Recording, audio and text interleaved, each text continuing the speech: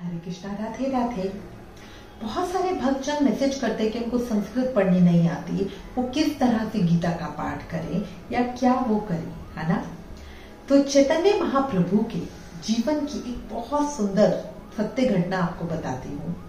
श्री चैतन्य महाप्रभु के समय में एक बार क्या हुआ, चैतन्य महाप्रभु जंगल में घूमने के लिए जाया करते थे। एक दिन वो यूं ही बगीचे में गए और वहां जाकर उन्होंने देखा एक ब्राह्मण जो थे वो आसन लगा के बैठे हुए थे और प्रेम के साथ गीता का पाठ कर रहे थे। अब उन्होंने ये देखा कि जो वो श्लोक बोल रहे थे वो सभी श्लोकों का जो उच्चारण था, प्रोनाउंसिएशन था, वो अशुद्ध था, गलत था।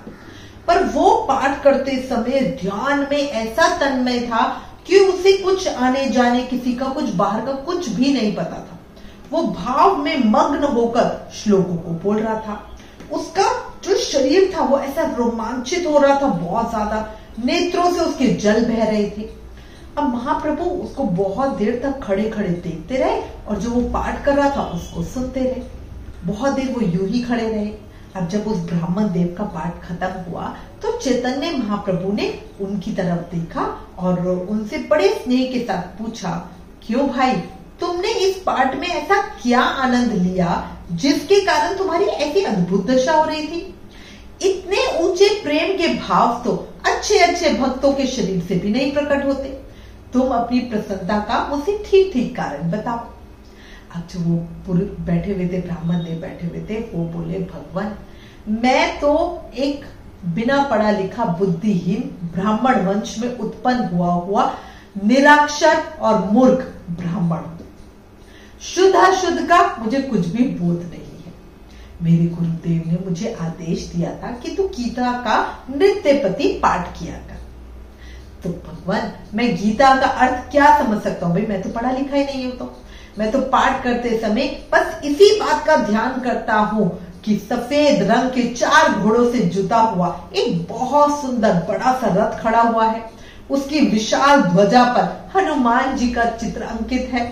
खुले हुए रथ में अस्त्रों शस्त्रों से सुसज्जित अर्जुन जी खड़े हुए हैं और जो थोड़े से शोक के भाव में खड़े हुए हैं।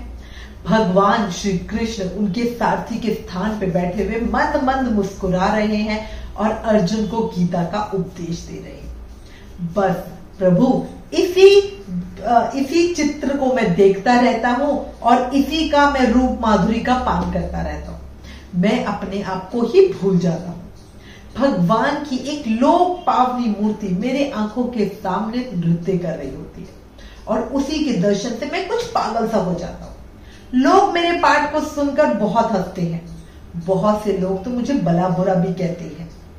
अब कहते हैं या नहीं इस बात का तो मुझे कुछ नहीं पता, पर मैंने कभी किसी की हंसी की कोई परवाह नहीं की और मैं अपने इसी भाव के साथ पाठ करता रहता हूँ। अब मुझे इस पाठ में इतना रस आने लगा है कि मैं एकदम संसार को भूल जाता हूँ। अब उस ब्राह्मण देव की बात सुनकर चैतन्य महाप्रभु बहुत ही मीठे स्वर में बोले, बंधु, तुम धन्य हो। यथार्थ में गीता का असली अर्थ तो तुमने ही समझा है। भगवान शुद्ध या अशुद्ध पाठ से प्रसन्न या गुस्सा नहीं होते हैं, वो तो भाव के भूखे हैं, है ना। भगवान से किसी के मन की बात नहीं छूटती। लाखों लोग शुद्ध पाठ करते हैं पर उनका जो भाव होता है वो अशुद्ध होता है। इसीलिए उनको कोई फल ही नहीं मिलता है। यदि भाव शुद्ध है और अक्षर जो आप बोल रहे हो मुंह से वो अशुद्ध भी हो जाए तो उसका कोई भी जो परिणाम है वो बुरा हो ही नहीं सकता। भावों की शुद्धि के लिए हमें काम करना चाहिए। भाव शुद्ध होने पे पाठ अपने आप ही शुद्ध हो जाएगा। सोने में सुगंध है और यदि पाठ शुद्ध ना भी हो तो कोई हानि नहीं। भगवान को हमारा सिर्फ भाव चाहिए। कहते हैं ना, भगवान भाव के भूखे हैं। जब चैतन्य महाप्रभु ने उन ब्राह्मण देव को ऐसी बात कही तो उस बात को सुनकर वो ब्राह्मण देव बड़े प्रसन्न हुए और उसी समय उन्होंने चैतन्य महाप्रभु के सामने आत्मसमर्पण कर दिया।